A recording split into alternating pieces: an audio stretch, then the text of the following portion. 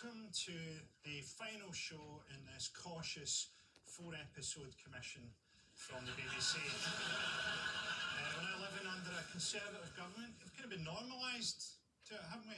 Theresa May keeps going on TV and doing that weird smiling thing that she does. You know that thing that's halfway between having a stroke and screaming forever? And I often wonder what she's doing. Is she doing her pelvic floor exercises on national television? By this stage, she must be able to snap a cricket stump in half. She's had to bring Michael Gove into her cabinet. Putting Michael Gove in charge of the environment is like putting an orangutan in charge of the Foreign Office, something which she's also done. David Davis, the Brexit negotiator, he's the favourite to be the next Tory leader. David Davis is 68, Jeremy Corbyn is 68, and Vince Cable is dying. It'd be good to have one party leader who wasn't conceived by gaslight in an air raid shelter. I don't trust our Brexit negotiating team, incidentally. I think our Brexit negotiating team are the sort of people who would end up paying full price on a DFS sofa. The Labour Party are leading in the polls. Jeremy Corbyn's leading in the polls. If there was an election tomorrow, Labour would win, and yet Corbyn still doesn't have the support of his own MPs. So he might be ahead in the polls, but he's still the worst person at controlling a party since Michael Barrymore.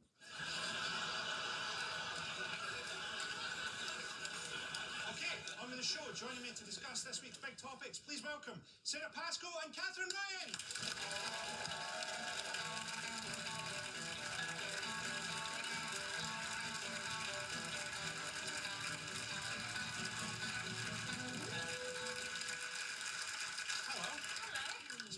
Weeks. What have you been up to?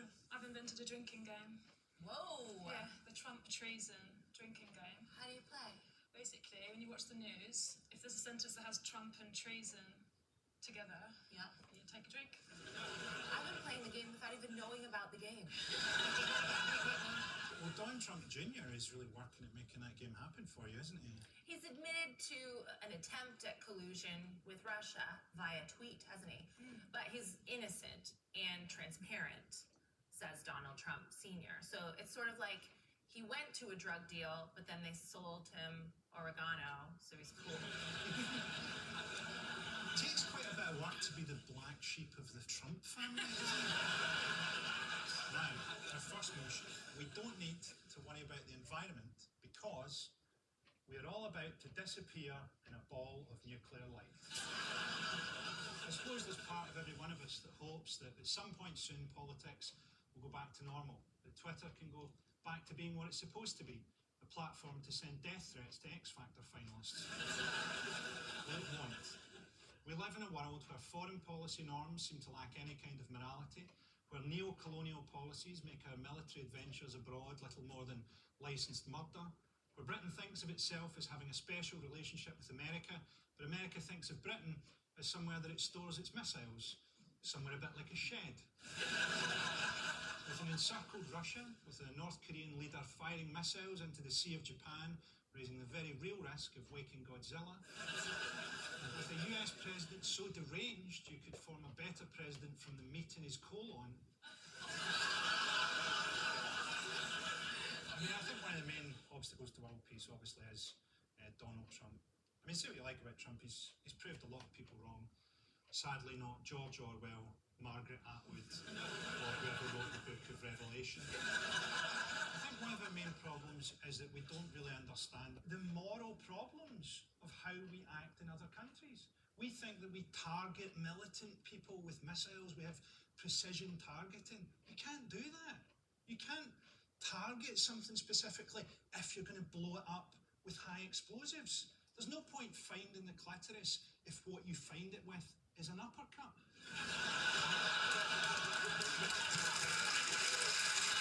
Joining us to discuss our impending doom, please welcome Romesh Ranganathan and Desiree Birch.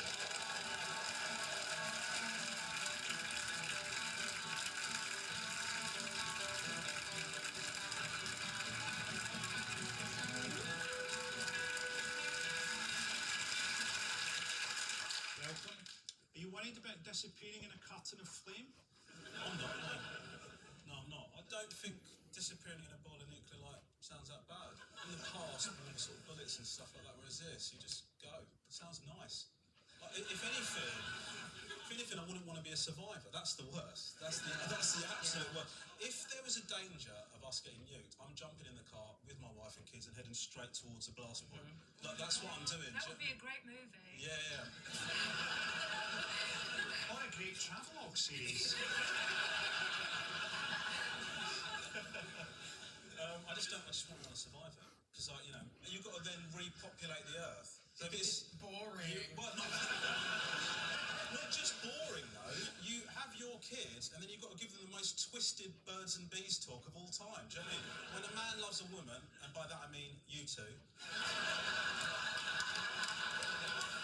I have to agree. I mean, unfortunately, I think that we're going to be asphyxiated by cow farts far before we actually die in the nuclear winter. So if nuclear winter comes, like, I'm super for it. Because, again, you know, not only do you have to, like, you know, have your brother and sister make babies, but then they have to, like, recreate the world, like, figure out what language we're all going to speak, figure out who we're going to decide to oppress to create a fake economy, like, start everything over again. You know, it's a lot of work. You've got to reinvent Netflix. Like, fuck that. Yeah.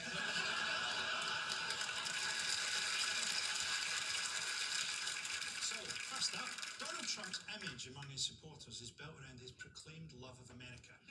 Take a look at this peculiar behaviour.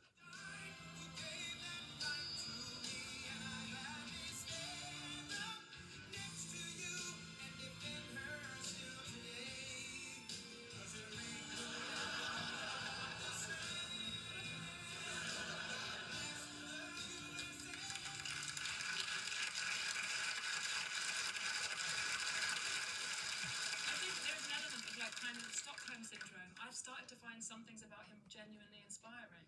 I think he's cool. I think that is I'm going to end my Edinburgh show like that. I agree. That's a clap and a double fist. I actually think that's good. For him, I mean, not good for the world and our descent towards the apocalypse, but in terms of what he was doing, he's trading on patriots, right? And that is actually a killer move. He's going up and hugging a flag. There's that thing where people sort of go, is he getting better? Is he being more presidential? And it's sort of like you've invited a bear into your house, and on the first day it's like torn your living room apart and shat in the microwave. And like, that might be it from the bear. Maybe he's going to learn from this. No, he's a bear. Anyway. When analysing the danger Trump poses, it's important to look at the people advising him. Here, Trump reveals his most trusted advisor in this alarming phone interview. So, Donald, who are you talking to consistently, since we have some dire foreign policy issues percolating around the world right now? Who are you consulting with consistently so that you're ready on day one? I'm speaking with myself, number one, because I have a very good brain and I've said a lot of things.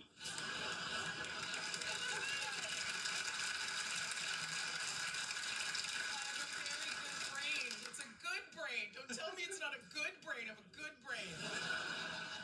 In many ways, he's incredible, right? He's a demagogue in the purest sense, right? In terms of, listen to anybody else that go, we're going to take money from this fund and we're going to put it into this. And then you just listen to him and he goes, I'm going to make healthcare so great. And then they go, how? Just, it's going to be amazing. Trust me. Do you know what I mean? And ISIS, we're going to kick the shit out of them. How are you going to do it? Just trust me, we're going to kick the shit out of them. He just says this, and you go, I want that to happen. He must be thinking about assassinating Trump, mustn't he? No, because the assassinators are on his side. Yeah. You're not going to have, like, a vegan just go shoot him in the face. Right. Trump's broadcasting allies, Fox News, were keen to investigate who American students see as the real threat to world peace, and they weren't too happy with their downbeat responses. All right, Tucker, thanks so much. 24 minutes after the hour. Well, they are supposed to be some of the smartest students in the world, but one question got some pretty shocking answers at Harvard. What is a bigger threat to world peace, America or ISIS? To world peace? Well, America. I don't think anyone would argue that we didn't create the problem of ISIS ourselves. We're at some level the cause of it. They're trying trying to appear to be intellectual when they claim that America is a greater threat to world peace. I guess they're just a lot smarter than us, and that's why they seem to say that.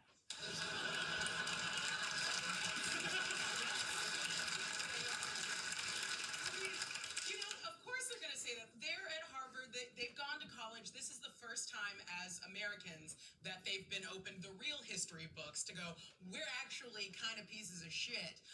And they're talking, you know, so everyone gets really liberal when they get to college because it's the first time, like, the wool's taken off of their eyes. Yeah. It's also that thing that they're sitting there going, I guess they're smarter, and you're like, people don't sit and watch Usain Bolt and go, oh, he's run like 9.57 seconds. I suppose he thinks he's faster than me. It's not a new thing that America are a greater threat to world peace than ISIS. I mean, arguably under Obama, they were a greater threat to world peace than ISIS. The assumption is that he wasn't a violent president, and so Trump has actually highlighted by his idiocy and madness how dangerous the times are that we live in. So that's a positive thing about Trump. There's a thing that's better about him than Obama. But the sad thing is, Obama created all this apparatus where he has kill lists and drones and all that kind of stuff, and then he handed it over to Trump. Yeah. You know, so in a way, it's the worst of all worlds. Yeah. You've got to be careful about next owner. I did a gig in Cheltenham one time, and there's a BAE Systems, I think, or some kind of weapons manufacturer near Cheltenham. I started giving some people in the audience a hard time about developing weapons, and a guy said, I don't work on weapons, I just design tail fins for missiles. It's nothing to do with me. So that's his way of dealing with it, of creating that disconnect. He goes, I just work on the temperature that flesh melts at. BAE Systems is an interesting one because there's a page on their website explaining about that they're carbon neutral. And that they're a carbon neutral company who are worried about the people's future. Yeah, for every civilian that's killed, they plant a new one.